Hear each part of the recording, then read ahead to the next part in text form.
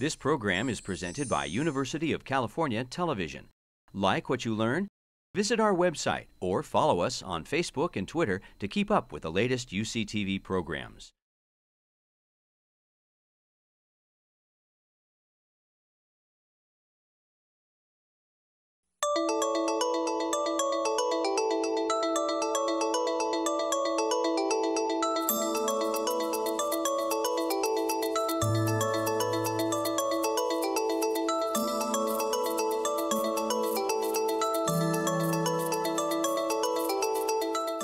We've all experienced discoveries or technologies that have disrupted our habits.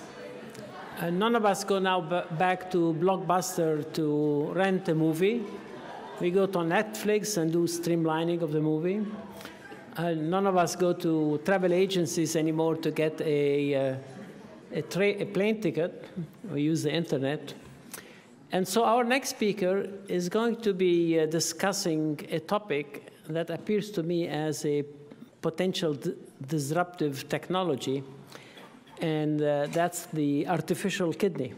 Dr. Shuva Roy is professor of bioengineering and therapeutic science at UCSF, has been working for several years on developing an implantable artificial kidney.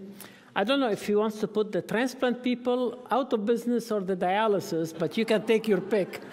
But nevertheless, we're very happy that he came to present his development strategies and to tell us when is this going to become a reality.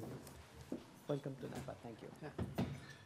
Thank you, Dr. Vincente, and thanks to all of you for giving me the opportunity to present some of our work.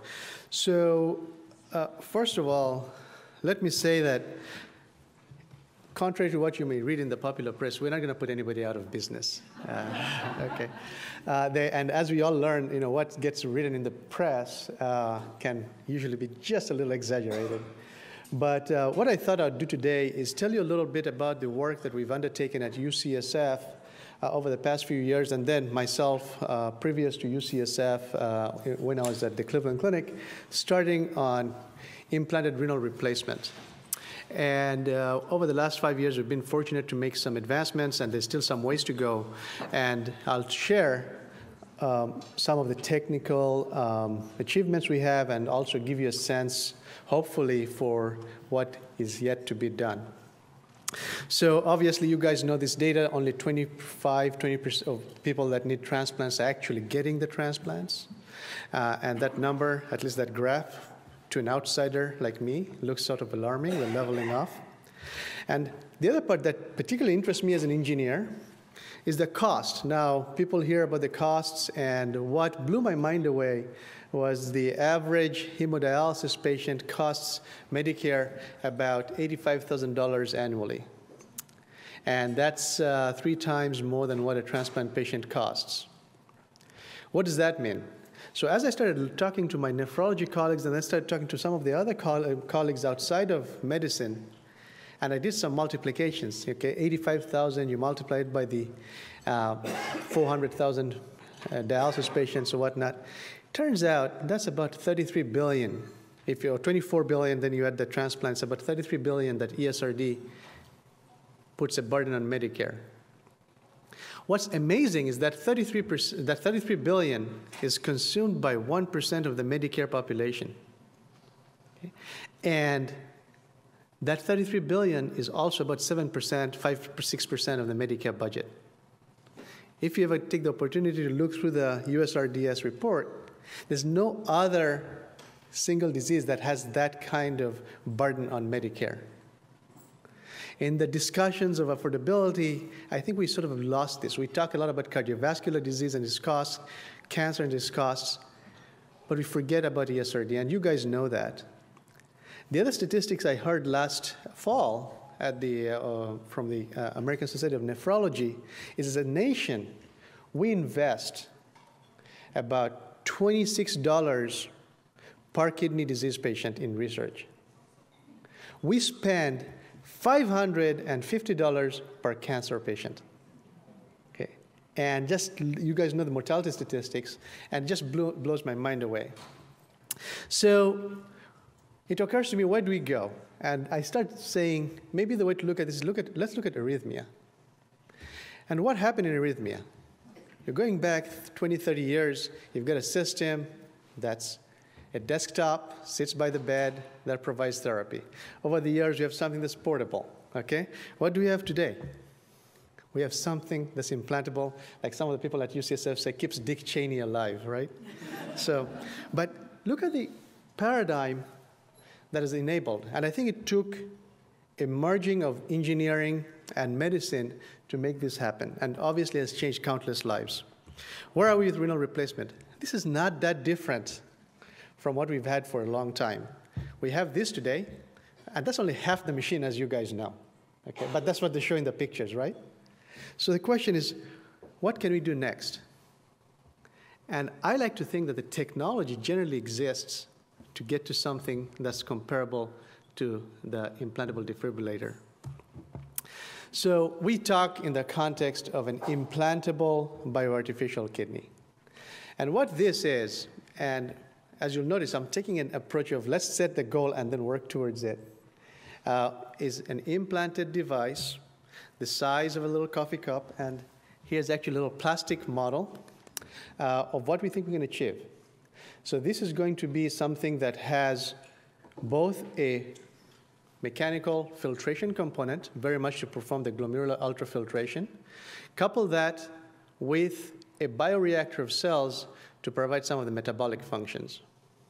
So, and then this is small enough that we can permanently attach it to the vessels and provides therapy 24/7. So can we get there? And what does it take for us to get there? So as it turns out, one of my colleagues about 10 years ago, this is an internist at the University of Michigan, David Humes, had an experiment underway for acute kidney injury patients. These are patients, most of them were infection and trauma, that kidneys are shut down. And as you guys know, at the time, the mortality rates were high, so he hypothesized that just intensive renal replacement was not good enough, and he coupled 2 off-the-shelf cartridges into what we call a nephron-like architecture. So first was an ultrafiltration, very much like standard CRRT. He coupled that with a second cartridge that he lined up with kidney cells that were isolated from an organ that could not be transplanted. This is a lot of work, obviously, and here what you see in the picture on the right-hand side is the ICU, and that whole system there is the pump and power systems. But he was able to take this and apply this to a number of animal studies, some early feasibility studies on humans, and then he took it to a phase 2 clinical trial. And the data, to me, was mind-blowing when I saw it. These patients that at the time had an 86% mortality rate, came out, not only did they come out surviving, they survived over 60% at the 6-month rate. And the patients that were on CRT, the ones that made it, you can see from the curve, is a lower survival rate. And with a lot of the analysis that went in, you could attribute that the survival was really due to the cells. So what is he looking for? In the AKI model, he's looking at some of the immunoprotective effects, metabolic functions. But the data that really caught my attention in one of his papers was the bioreactor was reabsorbing selectively about 60% of the ultrafiltrate. Now, as you may already know, in the ICU, may not really care too much about it because there's a pump to infuse replacement fluid. So I don't know that he necessarily paid as much focus on it, but I caught onto that because here was basically a system that is working like the proximal tubule. And so the idea is, can we miniaturize his system to provide ultrafiltration and use the cells to provide selective reabsorption. At the same time, get some of the other benefits he had shown in terms of vitamin D production, some of the ammoniogenesis and the like. And the question comes in, well, how do you miniaturize it? Is the technology there? And you look at the technology that's around, and what I think I realized was all that's equipment around the patient that was in the ICU was designed to pump blood and help monitor the patient, but pump blood through these hollow fiber cartridges that you guys are very familiar with. And that technology has not fundamentally changed for 40 years. And it's a technology that we developed here in the Bay Area, in the East Bay by Dow Chemical. So the hollow fiber membrane technology is thick, and on the left-hand side is a picture of a lumen of a single fiber. Here's the blood lumen, here's the dialysate or ultrafiltrate side. It's relatively thick, about 30 to 40 microns thick. It's got a tortuous path of pores, not uniform.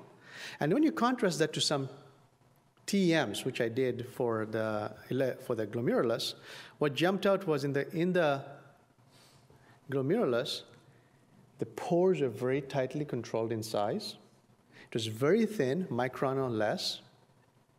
Okay, and there's almost there's also just a charged component to it. It is not only just steric repulsion of the filtration, but there's also a charged repulsion of some of the proteins.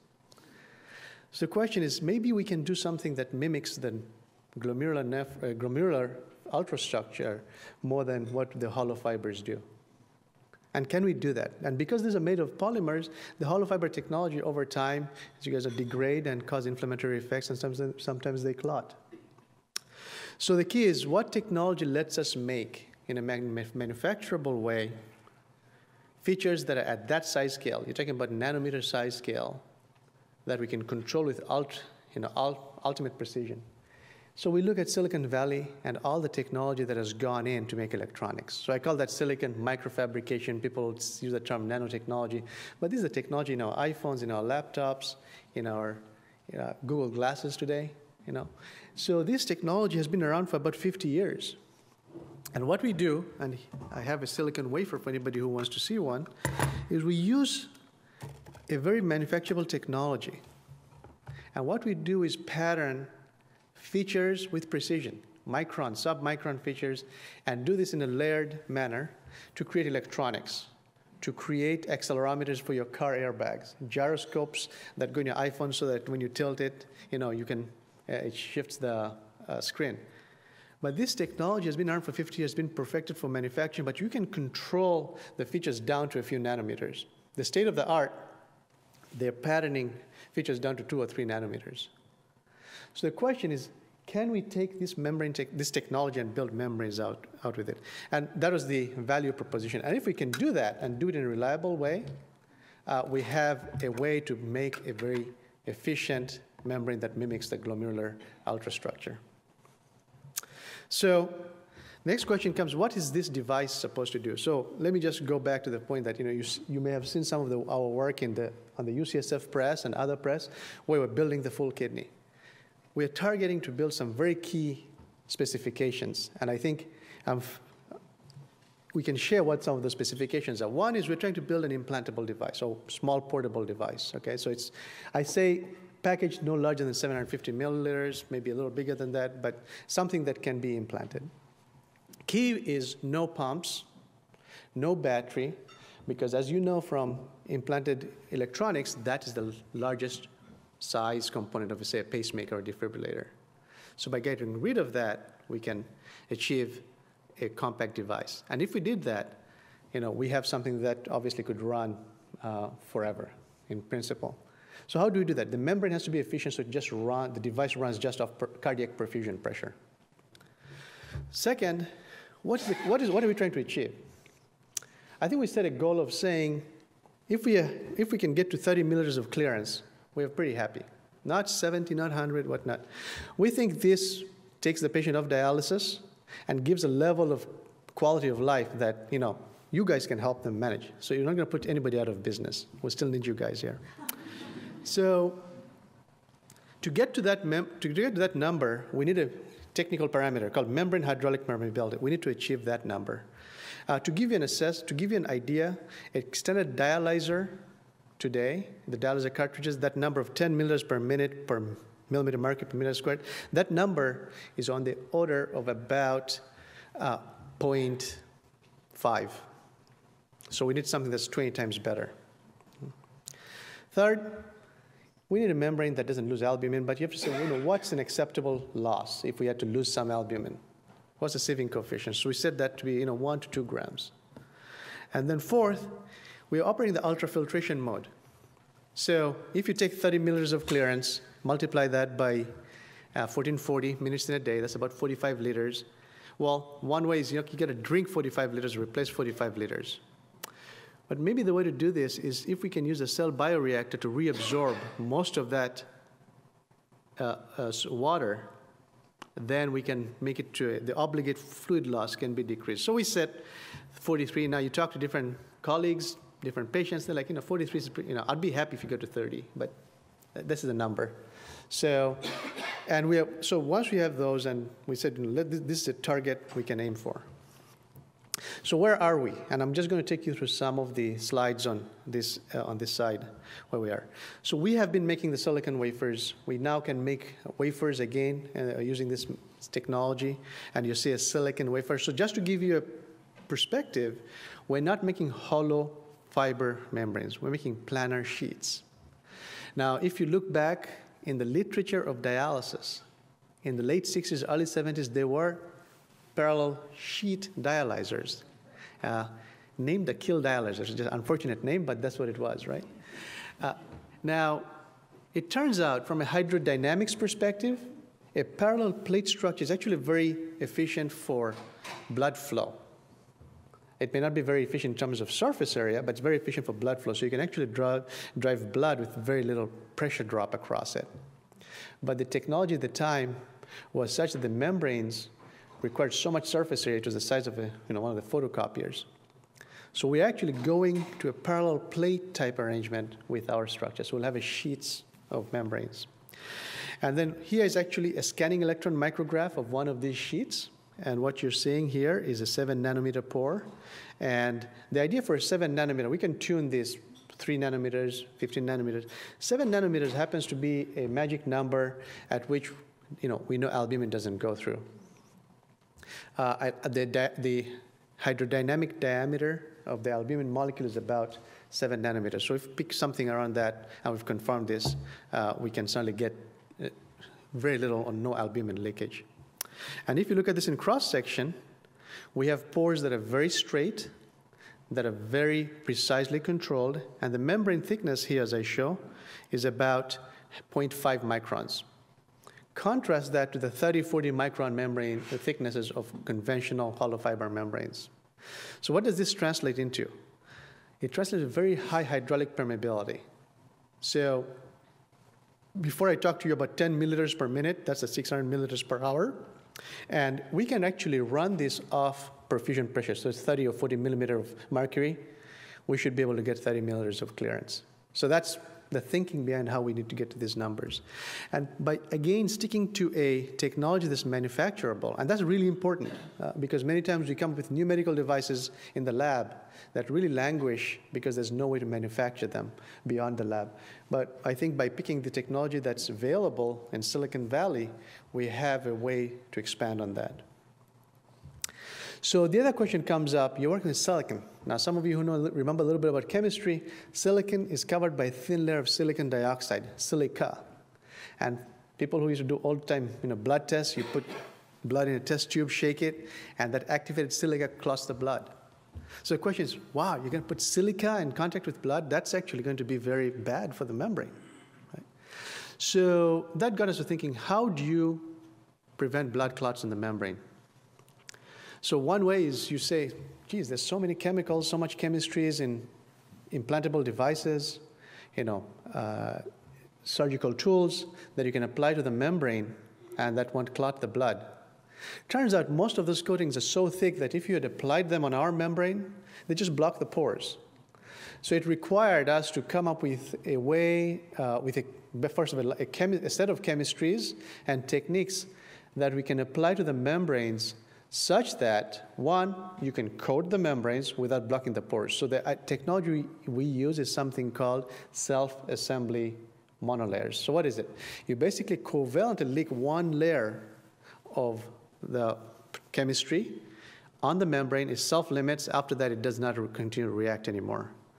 So through this attachment technique, you can basically get one layer of polyethylene glycol that does not block the pores, but it's, as far as blood is concerned, is polyethylene glycol. And we've got a couple of other chemistries we are very excited about. One is this oligosaccharide that's actually derived from the glycocalyx of endothelial cells. And the other one is the zwitterionic polymer. And here is some data on fibrinogen adsorption on the membranes over 30 days. The light blue is polyethylene glycol. Now, why do we pick polyethylene glycol? It's a standard material. The FDA knows it. Everybody understands its performance. But as it turns out, over a period of a month, it starts hydrolyzing away from the surface. It's a chemistry challenge. So there are ways we can improve that, but we thought the other two chemistries we have are very stable. So the synthetic glycocalyx is stable over the 28 days, and then the zwitterionic polymer, we actually don't see any degradation at all over that experimental time period. And these are three chemistries. There are others, obviously, but these are, in all of them, the idea is you're attaching covalently one monolayer or two monolayers, depending on how we want to do it, and then exposing it and basically avoiding the need for protein, negating the need for proteins to attach to the surface. So we actually took one of these membranes. This is a small prototype. Here's the membrane chip in this little benchtop circuit. We ran bovine blood for 10 days. And the idea here was not so much gross thrombus formation or whatnot, but what is the performance of the membrane over the 10 days? So what we did was we looked at the flux through the membrane on day one, and then looked at the flux on the membrane every day. And it was, we put it in, it just dropped by 3% and stayed constant throughout the rest of the test. What that told us was our coating was stable, was not one, moving off the membrane, but secondly, it was doing its job of trying to retard protein fouling. So with that progress, we said, well, let's continue to advance the filter technology. So the next idea was, and this is a series of studies we have started, and you can see it's going to be a canine implantation. I should just say, people have asked us, have we done work with smaller animals? We have, but a lot of the effort is now focused on large animals because, as somebody said, mice are not humans.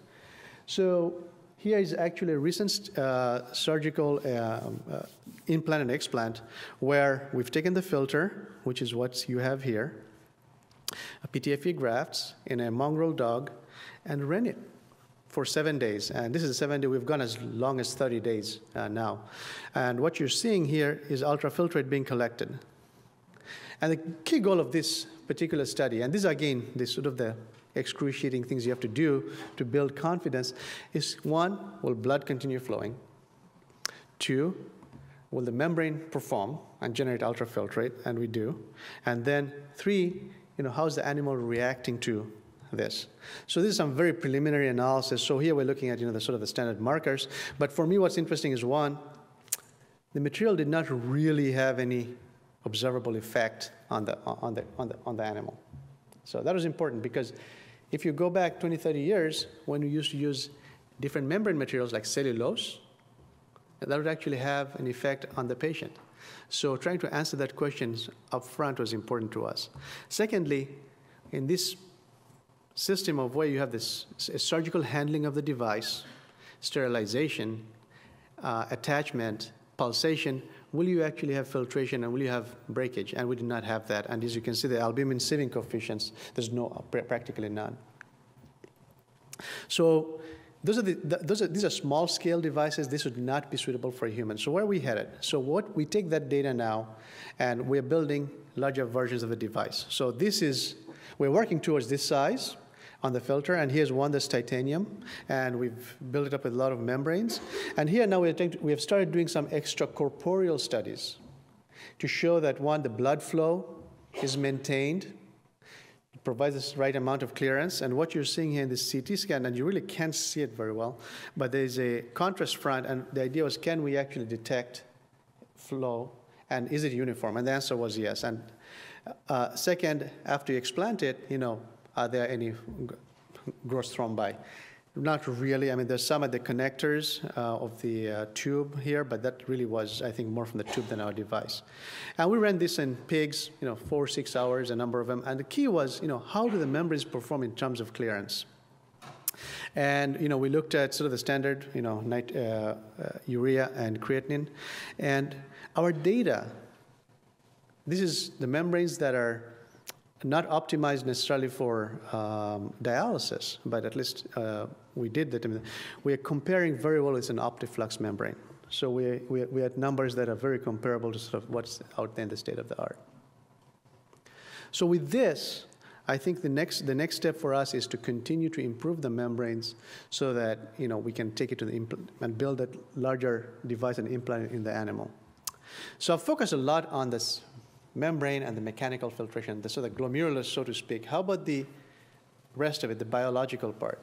And the other goal is really focusing on human renal tubule cells. For a number of reasons, primarily regulatory, we're not working with animal cells, we're not working with stem cells, and the feeling was, with the burden that's out there in terms of regulation, let's see if we can't work with human cells. So working with my colleagues in Michigan, who have worked on this for 20 years now, I think we have ways to basically get cells and isolate them from transplant discards and expand them over a number of cycles. In fact, in one of the experiments they've shown is that you can take 1 gram of biopsy tissue and go through 17 doublings and still maintain phenotype.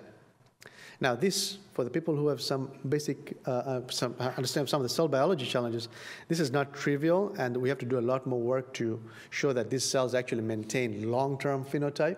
But at least for 4 to 6 months, we've shown that the cells are viable. And one of the cool things they did was, well, let's isolate the cells, expand them, and can you put them in liquid nitrogen? So they're stored.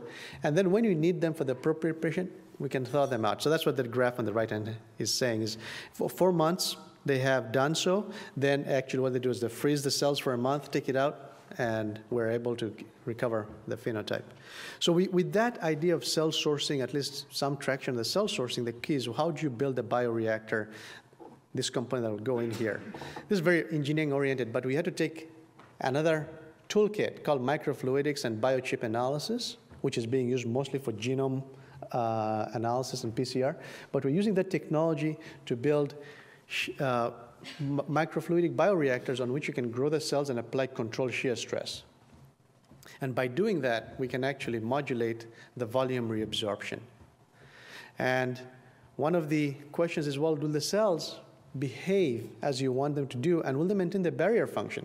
It's no good if you're getting all this ultrafiltrate and, urea is getting back in. So I'm pleased to say, with working with one of my colleagues in nephrology, Paul Brakeman, we've actually taken the cells all the way, in this case, some model cells, all the way to 2 months.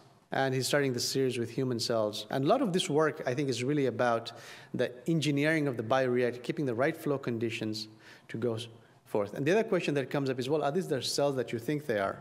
And so what we've been doing is looking at different assays to understand that they're cells. And what you see here is cell cultures, and you've got the brush border here with tight junctions, as you might expect, and the mitochondria. So giving us much confidence that at least phenotypically, the cells are the renal tubular epithelial cells and have the right markers for the proximal tubule. The other question is, well, so now you have these cells, so how are you going to put them together, and will they actually reabsorb water? And will they reabsorb water without leaking?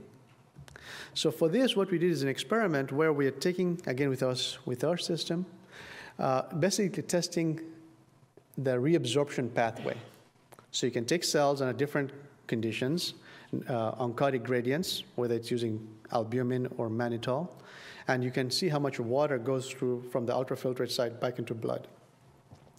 And you get a number that's, if you extrapolate, turns out to be close to about 30 liters or so that we can achieve in a day today We might go higher, not the 43, but about 33 right now. But what is more interesting is if we were to knock out that reabsorption pathway with Obane, we can actually inhibit it. So telling us we're really doing active reabsorption and not just leakage. So together, I think what we've shown is that we've got cells that we can grow and plate for a long time. We can isolate them, and this is actually active reabsorption. The work that's going on in the lab is to play with different sort of engineering systems, optimize them, and then showing that this actually holds out for the human cells for a long time.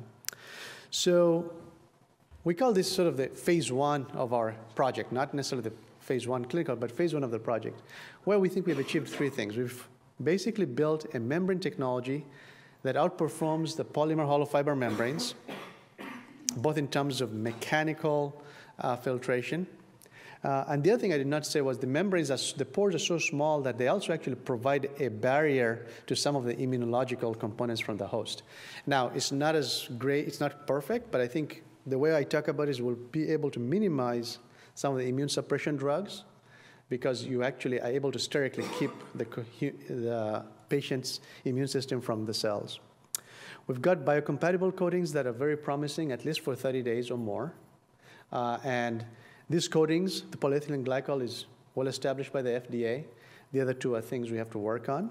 And the bioreactor, I think we've been able to show active water reabsorption. My colleagues have shown some of the other biological performance in terms of, the markers of proximal tubule cells. But also clearly, we can store the cells in liquid nitrogen, thaw them, and recover their phenotype.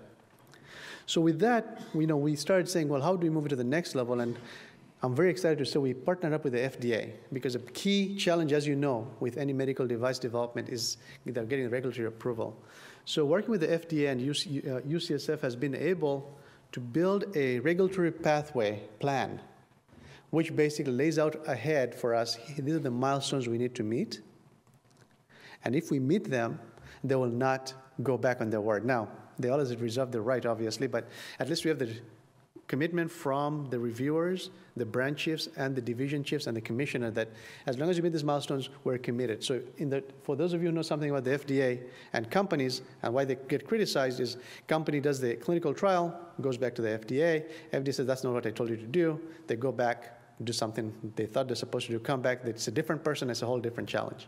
So we're trying to avoid that. So we are hoping by partnering up with the FDA, we can get to the first clinical trials in 2017, assuming both our technical and financial milestones come through.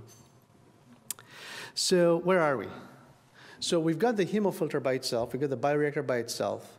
Now the challenge and the work that's going on, and we have some of my colleagues in nephrology, some of the colleagues in surgery, helping to partner with us to build integrated units we can test in the lab, in the clinic, in the animal lab. So the idea is, and this is sort of the model that I'm showing here. So this is the device that integrates the filter and the cells into a single unit, and we're going to start animal trials of this device implanted at UCSF. We're hoping later this year.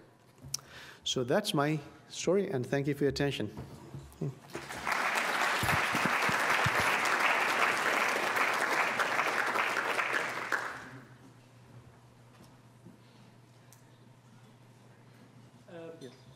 How are you going to solve the issue of the interface between the tubes and the blood vessels?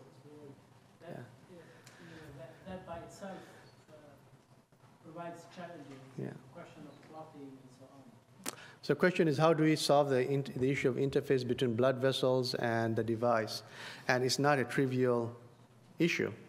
So the way I address that is it's not an issue I can solve by myself.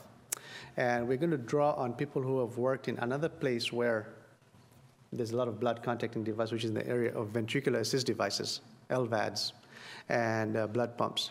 So my hope, and we're talking to some of my colleagues in surgery at UCSF, is to leverage the knowledge that has gone in 20, 30 years of the right sort of connection between the metallic VAD to the diachron graft, the diachron to the vessel, and leverage that knowledge for us. So it's absolutely correct. Now, there's a difference, right? That's a high flow, high volume regime. We are basically a low flow, low volume regime. So it will present some interesting challenges. And starting this year, when we start doing some of the animal experiments and couple that with our engineering work, we are hoping that we'll at least start getting some traction there. In the 30-day studies that we've done with and the 7-day studies, it was taking PTFE grafts and attaching them just with good surgeons. Yes? How do you monitor the viability of the cells when it's in the body?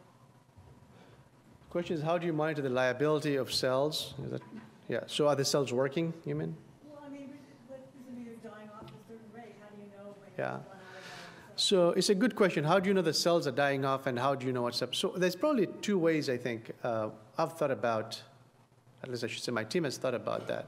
So if the cells were dying, what you'd see is that you'd see an increase in ultrafiltration, so in net output. So I guess at that point, you know that something is happening with the cells, and you need to bring the patient back in, whatnot. But so you would know, I think, just readily by seeing how much volume comes up. Now, in terms of some of the other markers, and if we go with some of the markers for AKI type injury, if those cells were not working, the certain labs that would show up. And then that's probably the two ways we'd think about it. Yes? I noticed your filter ultrafiltration rate was 600 milliliters per millimeter squared per minute. Your cell absorption rate was only 250 microliters per centimeter squared per day.